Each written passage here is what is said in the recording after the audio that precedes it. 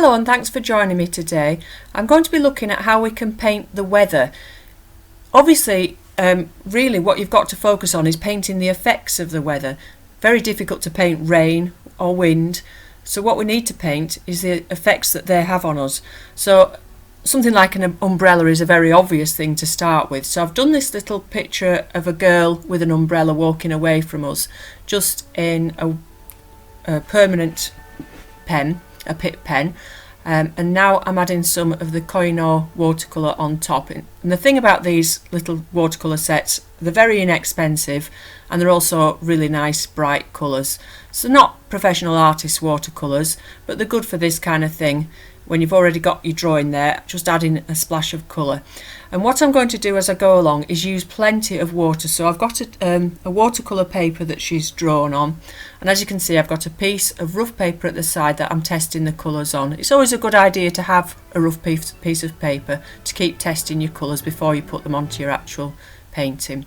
Now as I'm adding these colours, I'm not letting them dry in between. I'm adding them onto dry paper, but I'm not letting the paints dry in between, so they're running into each other a little bit, and this just gives us a little bit of an impression of it being a very wet day, and perhaps a windy day as well, where the colours, let the colours merge together, because you've already got that nice firm drawing underneath with the black pen.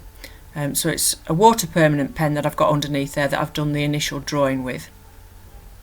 So I can just add the colours on top and still let those black lines show through, so you've got that drawing that you're not going to lose. So you can allow the colours to run a little bit to give us that impression of some weather, some wind and some rain.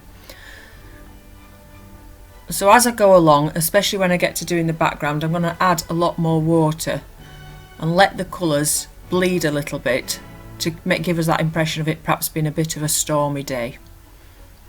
So when you're doing things like, especially with wind, you can't paint the wind itself, but you can paint the effects of the wind. So maybe some leaves blowing, maybe the way a branch is blowing across. Just paint the effects of the weather rather than trying to paint the weather, if that makes sense. Also perhaps an inside out umbrella, that kind of thing, puddles, splashes, just to give you that impression of a stormy day. So I'm not using too many colours on this, and like I said, test them out, particularly with these Koh-I-Nor ones. The colour that they look like on the discs in the palette doesn't look like the colour on the paper, so try them out on a rough piece of paper.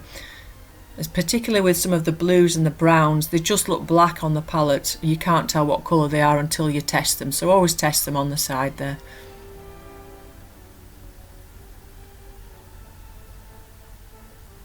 And I'm also adding quite a bit of that really bright yellow. I mean, we don't have names for the colours, but the bright yellow is pretty much like a gamboge. It gives a lot of light to the painting. So it could be like a stormy day where it's sunshine and showers, and you've got that bit of sunshine coming through as well, maybe.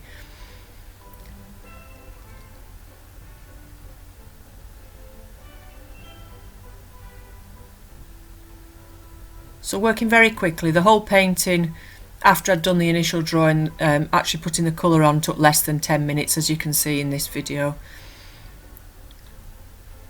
And you can have a bit of fun deciding what colours to do, the umbrella and the jumper and the trousers. You could do them completely different to how I've done them. I have taken a photograph of the picture when it was just black and white, and I hope at some point to put that on my website so you can download it to either trace or print off yourself if you want to have a go with it.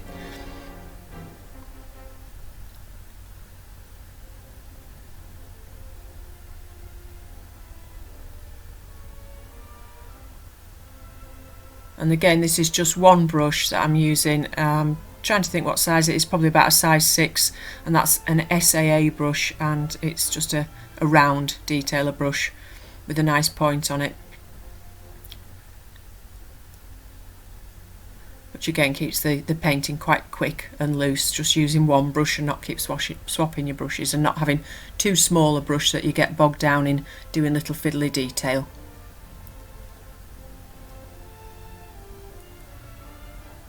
And it is actually chucking it down outside now, so it's quite appropriate that I'm doing this very wet painting. So at the moment I've just filled the girl in, putting the colours on her clothes, and it's going to be with the background that we get that real impression of the stormy wet day. So at this point you want to be not too frightened of adding plenty of water, and like I say, letting the colours run together.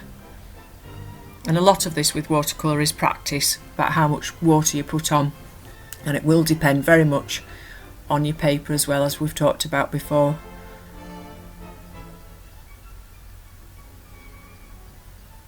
So with the background, I'll wet the paper first a little bit, allow some of the colours from the girl to run into the background, and just have a bit of fun at this stage, making it nice, look nice and wet, adding plenty of water.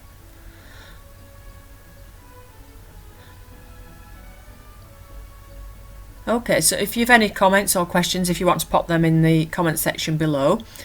I just thought it'd be a bit of fun to show you how I tackle things like weather. Like I say, look at the effects of the weather, so umbrellas, leaves, things that might be blowing in the wind, hair, look at, you know, try and make, if it's a windy day, make the hair move, make the clothing move in your drawings, so that you give that impression of the weather being a bad day.